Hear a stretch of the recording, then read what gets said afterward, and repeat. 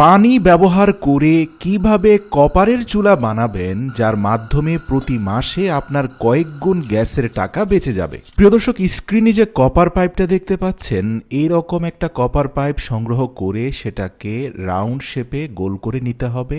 মনে রাখবেন, কপার পাইপের অগ্রভাগটা আপনাকে ব্লক করে দিতে হবে যেন সেখান দিয়ে কোনো গ্যাস বের হয়ে না যায়। এরপরে পুরো পাইপটাকে 3 বার মুড়িয়ে নিয়ে যে কোনো একটা পাশে প্রতিটা রাউন্ড সার্কেলের মধ্যে 4টা করে হোল করতে হবে। সুতরাং 3টা সার্কেলে 12টা হোল হয়ে গেলে আপনাকে এই কপার পাইপটা স্থাপন করার জন্য একটা পাতলা কাঠের উপরে 4টা ক্লাম অ্যাডজাস্ট করতে হবে। প্রিয় দর্শক, স্ক্রিনে আপনারা যে ক্লামগুলোকে দেখতে পাচ্ছেন সেগুলোকে আমরা স্ক্রুর সাহায্যে কাঠের মধ্যে শক্তপোক্তভাবে লাগিয়ে দিচ্ছি। আর এই দুটো ক্লাম লাগানোর পরে অপোজিশনেও আরও 2টো ক্লাম লাগানো হয়েছে এবং এই ক্লামগুলোর মিডল পার্টে নাট সহ একটা বোল্টকে এমনভাবে লাগানো হয়েছে যার অগ্রভাগটা ভেতরের দিকে বের হয়ে আছে। মূলত এই 4টা ক্লামের 4টা স্ক্রুর মাথায় আপনাকে কপারের পাইপটা স্থাপন করতে হবে। এবার আসুন ভিডিওতে দেখানো 2টো প্লাস্টিকের বক্স নিয়ে নিন, যেগুলোকে খুব শক্তভাবে আটকে দেওয়া যায়।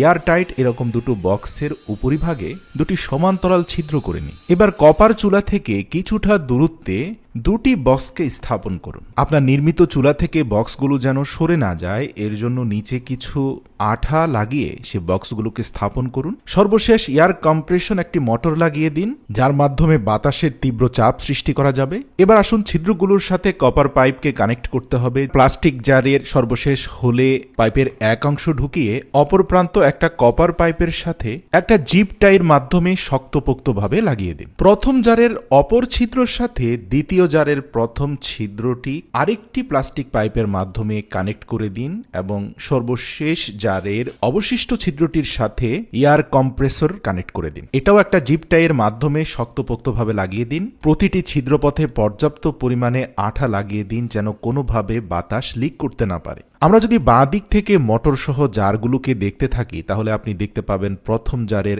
একটা পাইপ কানেক্ট রয়েছে মোটরের সাথে, দ্বিতীয় পাইপটা কানেক্ট রয়েছে প্রথম জারের সাথে, প্রথম জারের অপর পাইপটা কানেক্ট রয়েছে কপার পাইপের সাথে। এবার আসুন এই মোটরটাকে একটা ব্যাটারির সাথে কানেক্ট করাতে আমরা প্লাস মাইনাস তারগুলোকে সংযুক্ত করে দিই। পাওয়ার সোর্স হিসাবে একটা ব্যাটারি কানেক্টরও সংযুক্ত করে দেওয়া হয়েছে। এবার আসুন সর্বপ্রথম জারে আমরা 1 গ্লাস পরিমাণ বিশুদ্ধ পানি ঢালবো। তারপরে খুব মজবুতভাবে এয়ারটাইট ঢাকনাটি লাগিয়ে দিয়ে দ্বিতীয় জারের মধ্যে আমরা 1 গ্লাস পরিমাণ পেট্রোল ঢালবো। ভাবতে পারেন পেট্রোল খরচ হবে? না প্রিয় দর্শক, মূলত পানি থেকে সৃষ্ট বাতাসের মাধ্যমে এই চুলাটা জ্বলবে। তো কিভাবে চলবে দেখুন, আমরা ব্যাটারিটা কানেক্ট করা মাত্রই যখন থেকে মোটরটা ঘুরতে আরম্ভ করলো, এয়ার প্রেসার ক্রিয়েট হলো পেট্রোলের মধ্যে। পেট্রোলের বক্স থেকে বের হওয়া বাতাস গিয়ে চাপ